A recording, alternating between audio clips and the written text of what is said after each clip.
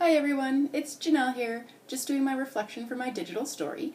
So what I did for my digital story was I took a Robert Munsch book, Alligator Baby, and I analyzed it in terms of the elements of a short story.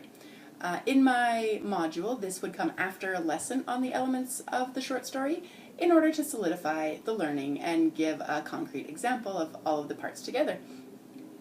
A couple things that I ran into, first of all, was copyright issues. I just wasn't sure if I was able to do this with this particular book, or how to find out if I can do this with any book, because essentially it's a book is being read onto YouTube. Eventually what I did find was that through Scholastic's website, one of the frequently asked questions was, can I make a video of myself reading this book for YouTube? And the answer was yes, so that was perfect because they allow it and therefore I could do it.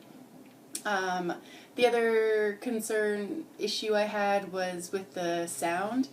I'm not in a sound booth, so the audio is not perfect, but it's as good as I'm going to get without having a professional sound booth. So yeah, it could be a little bit better, it's a touch echoey, otherwise not too bad. I was working with this piece on relying more on narrative than text. In the past I've had reliance on text, and it's quite challenging for me to go away from that, so I've been working on that. And also I was keeping in mind things like temporal and visual contiguity, so leading the eye around the video without being too distracting. So I think there's a couple of sections that it's a little bit too slow, but the next things pop up hopefully before the viewer wanders away. So that was my experience. It was a lot of fun. I used Camtasia primarily, and a fancy scanner, and I did the graphics and other text blocks just in Word.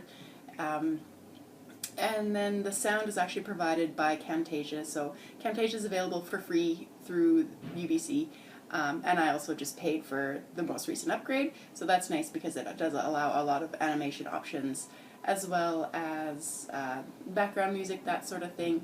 Camtasia is also really good because they have tutorial videos on everything, so to figure out how to zoom and pan and that sort of thing.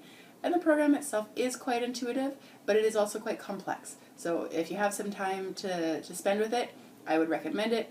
I've used the program a fair bit now, and I can see myself using it a lot more. I hope you enjoy my little video. I also was working on brevity because that is not my strong suit either. So I was trying to go away from a reliance on text and away from it being too long. So this is what I came up with. I hope you enjoy it. I've posted the video in this discussion thread as well. Talk to you soon.